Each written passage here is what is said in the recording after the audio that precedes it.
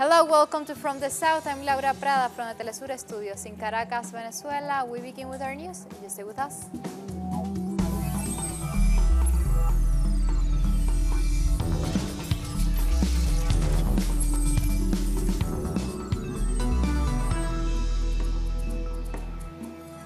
We begin in the Caribbean. The High Court in Dominica has denied a request from the opposition for an injunction to stop Friday's general elections from going on. Judge Bernie Stephenson ruled that since the president of Dominica, Charles Saverin, had already issued a right to hold the elections, the High Court could not intervene. The petition was filed by the Concerned Citizens Movement, or CCM, which reflects the views of the opposition's United Workers' Party. Lawyers from the CCM have already said they will appeal the decision. This could mean the case ends up going to the Caribbean Court of Justice in Trinidad and Tobago.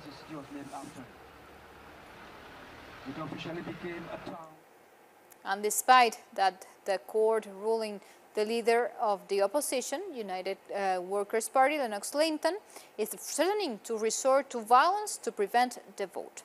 Why is this? Which are the consequences? Alejandro Kirk from Rousseau, from the capital of Dominica, has the details for us. It is not a building, but a cruise ship, taller than any in Dominica. Its engines move the local economy, but political upheavals have broken the soft Caribbean harmony. The High Court of Justice has rejected an injunction to stop the upcoming elections. So the court said no. The election will continue. Because under our law, and it's not only the law of Dominica, but the law of the Commonwealth, that says that once the president, as the head of state, issues the writ or the proclamation for the elections, then the elections must proceed. And if one wants to challenge it, then one has to challenge it, a person has to challenge it by a petition after the holding of the elections. Supported by the leadership of the United States and the Organization of American States, the opposition denounces Dominica's Labourite government for electoral fraud, among many other accusations.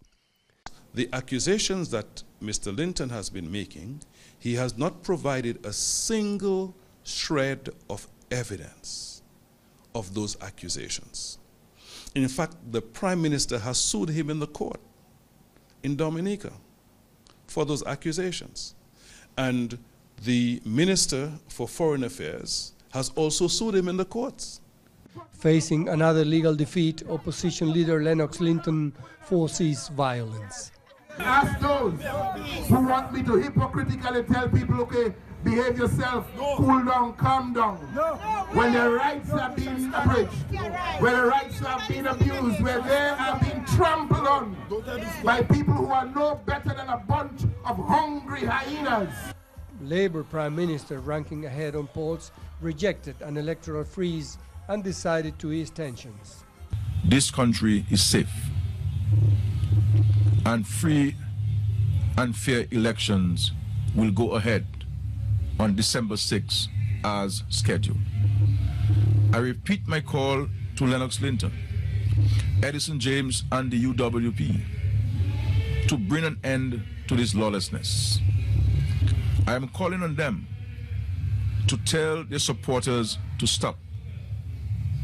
I am calling on Linton and the UWP to put Dominica first. Sailing away, visitors don't have a clue of what's happening.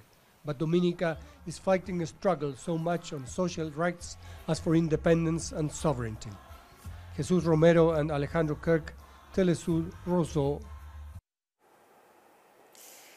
And we continue talking about the Caribbean because the Bolivarian Alliance for the People of Our America Treaty of the Peoples, ALBA-TCP, says it is concerned about attempts to interfere in domestic affairs, in this case of Suriname.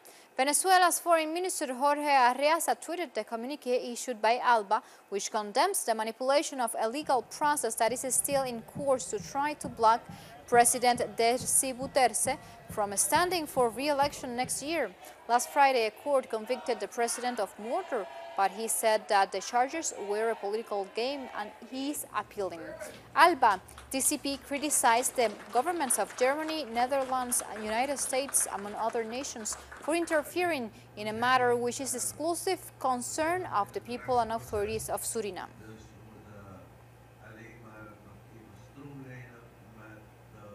And now we go to Bolivia, because negotiations are continuing in Bolivia's Legislative Assembly to decide the candidates for the Supreme Electoral Court, which will organize new elections in the country. Our special correspondent, Mateo Grille, has more details from us straight from La Paz. Welcome.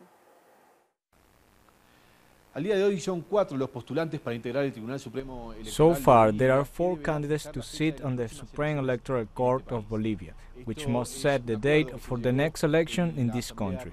This was an agreement reached in the Plurinational Assembly, and it establishes a series of requirements for finally constituting the main electoral authority to organize the next elections. In all, there are 7 members of the Supreme Electoral Court. One of them has already been appointed by the de facto president of the country, Yanín Áñez. So there are 6 members still to be elected from all the candidates.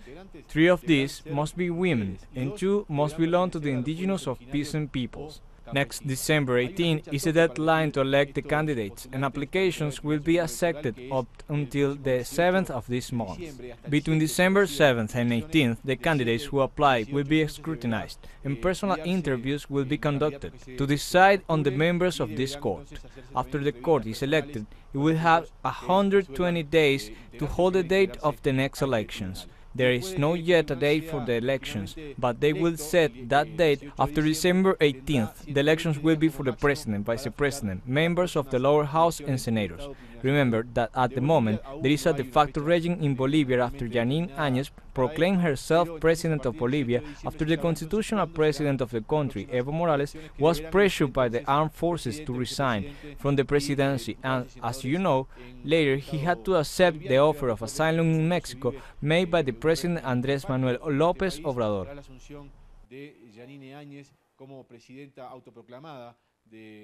Thank you, Mateo. That was Mateo Grille, straight from Bolivia, from La Paz. And now we continue in Bolivia, where thousands of patients in the city of El Alto were left without access to health care after a Cuban doctor's mission was ejected from the country. Let's take a closer look at the story of patients who are missing this care from the doctors. Benita is 61 years old. She's been selling food for 36 years in El Alto.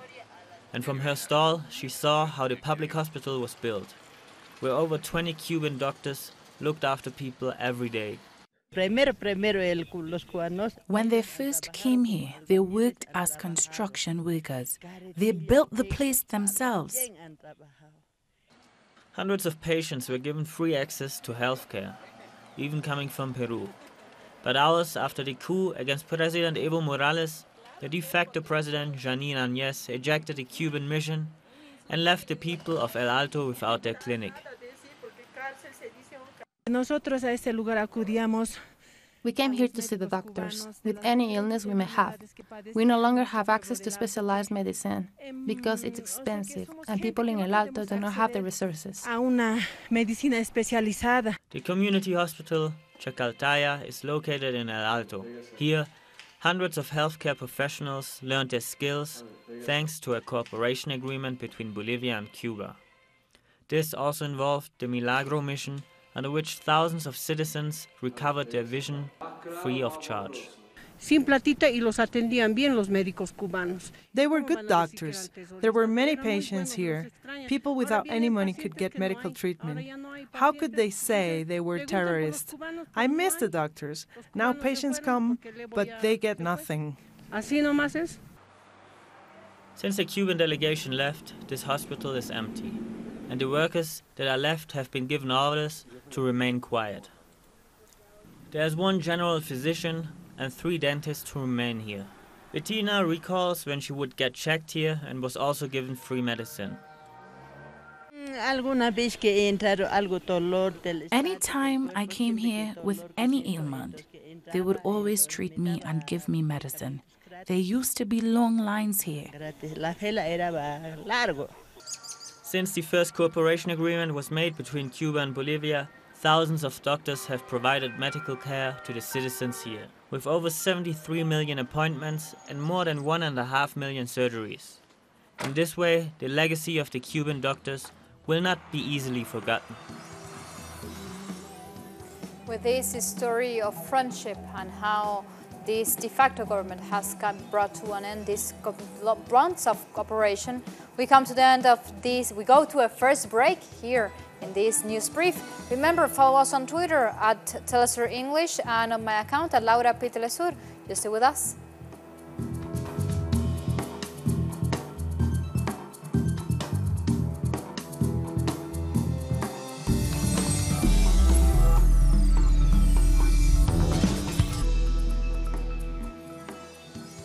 We are back with the news. On Tuesday, the member nations of the Inter-American Treaty of Reciprocal Assistance, the TIAR, met in Bogotá, Colombia, to discuss new interventionist actions against Venezuela. During the meeting, the foreign ministers of the TIAR nations agreed to continue their attacks on the Bolivarian nation.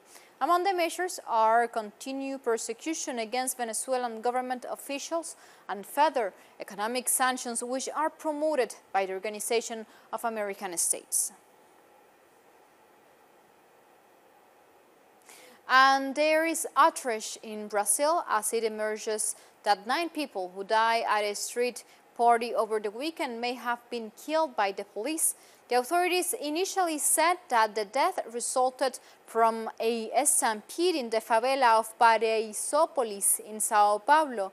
Our correspondent Brian Meir has a detail for us. Welcome, Brian.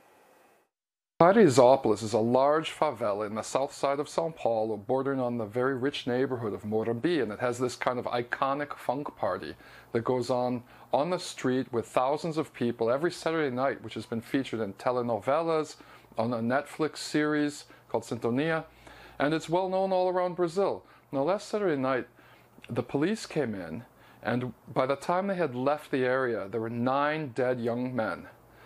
The first story they gave was that 2 people on motorcycles had shot at them, and they chased them into the area, and the crowd panicked, and as everyone ran away, some people got trampled to death. However, since Saturday night, since Sunday morning when the news broke, videos have started circulating on the social media. There's video circulating that shows police shooting at dancers and participants in the party with rubber bullets, beating them with clubs for no reason as they're trying to walk out of the area. And there's video surfacing of the police ordering ambulances to stay out of the area. Meanwhile, the governor, João Doria, who's responsible for the military police in Sao Paulo, says he's not going to change anything in his security plan. And it's ironic because his plan was released a few days before this massacre. And in the plan, there's no provision for lowering the rate of police violence in the state. So a lot of human rights activists are saying maybe the police just read the plan or heard about the plan and interpreted it as a green light that they could just go out and kill people at will. Thank you, Brian. That was Brian Meir from Brazil. And now we move on to the Caribbean. Antigua and Barbuda's Prime Minister Gaston Brown plans to take legal actions against Arnold McIntyre, a deputy chief in the IMF Western Hemisphere office. This after McIntyre allegedly made defamatory comments about regional leaders, including calling Brown corrupt in a WhatsApp voice note that has been shared on social media. I said, so what led you to make this, to come to this conclusion, to make this statement on WhatsApp to some individual that I am corrupt? Where is the evidence that I have been involved in any corruption? Where is the evidence that I have abused the Antigua CIP program? What was his response? Boy, I'm so ashamed to answer, right? The man danced around the bush. He said, well, you know, I could not have made a statement in WhatsApp, you know, Prime Minister. I could not have made such a statement. So I saying to myself, okay, he didn't make it a WhatsApp. Well, whatever forum or whatever medium that he utilized, the reality is his voice. And I writing to the IMF to ask him to fire him. It is actually the type of offense that could result in his termination. I think it is reprehensible. And if you hear what he says about some of the prime ministers in this region, it is reprehensible. You know, and For one, I'm not going to sit back and take it. I'm going after him, and he have to prove that it's not him on that tape. And by the way, I'm likely to get my lawyer to write him as well. And running parallel to the COP25 United Nations Conference, the second day of the Summit of the People continued in Santiago de Chile under the slogan "Save the Earth, Change the System." The People's Summit hopes to address ways to fight climate change as well as the ongoing social crisis in Chile. Several forums against extractivism and to promote alternative development models are scheduled to take place during the week-long event.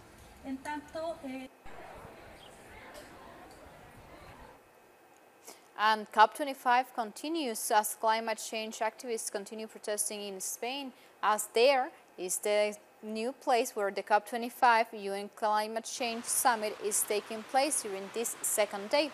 A group of protesters submerged themselves in a fountain in central Madrid to call for action against global warming. Others wore life jackets to demonstrate the urgent needs for addressing climate change. World leaders are meeting in Madrid for a 2-week conference to discuss solutions for the environmental crisis. Time for a second and very short break. We'll be right back. Stay tuned.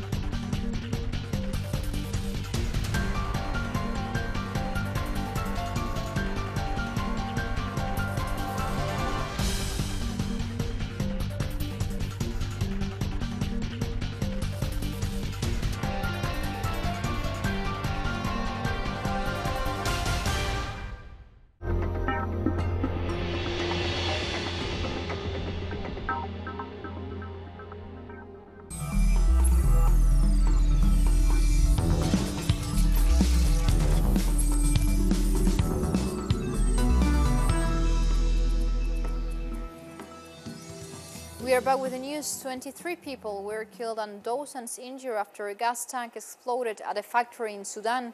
The explosion happened at a tile manufacturing factory located north Khartoum. Preliminary investigations by authorities said the tragedy could have been caused by a lack of inadequate safety equipment at the site.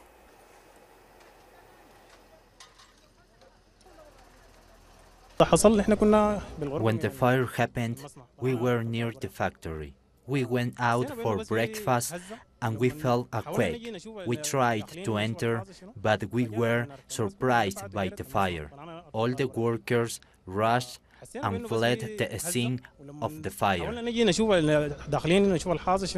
An Ivory Coast political activist, Atelier Jam, has been expelled from the West African country. Jam was deported back to Switzerland, where he lived before coming to Ivory Coast. This comes after her recent criticism of French presence in Africa and the use of CFA franc currency. Authorities have said they expelled her because she had acted in a manner incompatible with the national interest. And there is no let-up in the protest against austerity measures in Lebanon. The police fired tear gas at protesters blocking a main bridge in Beirut, in the capital, in the early hours of this Wednesday. The main political parties have been in talks to form new government after the resignation of the Prime Minister Saad Hariri in the month of October. They said there is a progress, but still no agreement. But the demonstrators want the whole political class to step aside.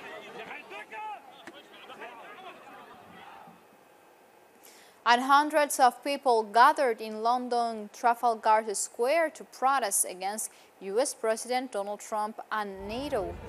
No protesters blocked roads as they held placards reading "Dump Trump" and "No to Racism." Protesters also marched to Buckingham Palace, where NATO leaders were gathering for a reception. This taking place as the North American Treaty Organization meets in London for its 7th anniversary summit. it is quite ridiculous because it's promoting the unjustifiable murders of people, and having somebody like Trump come and kind of voice his opinions and views, knowing the type of person he is and the type of things he promotes, and the views he simply has for even women, is a bit concerning, and just not very confident about what he has to say. And U.S. Senator Kamala Harris has dropped out of the presidential race ahead of next year's elections. She abandoned a campaign that has recently faltered as she struggled to raise money and make a compelling case for her candidacy. Her departure further narrows the field of contenders 2 months before voting for the Democratic nomination begins in Iowa.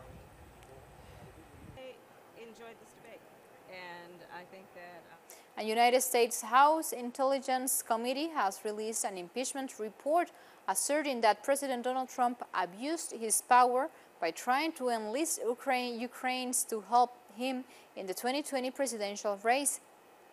The report cites 2 instances of improper conduct, obstruction of the House inquiry, and withholding aid from Ukraine on the condition of investigating one of Trump's political rivals. Regardless, the document makes clear that another panel must decide whether to recommend Trump's impeachment and removal from office. And like this, we come to the end of News Youth Brief. Remember, you can find this and much more other stories on our website, ulsterenglish.net, where you can read opinion articles, watch special interviews, and find so much more material that we produce especially for you. Like, for example, where there you can follow all regarding the upcoming elections in Dominica this Friday, 6th of December. Also, the ongoing coup d'etat in Bolivia, protests in Colombia, in Chile, and much more information coming out from Latin America, the Caribbean, and the rest of the world.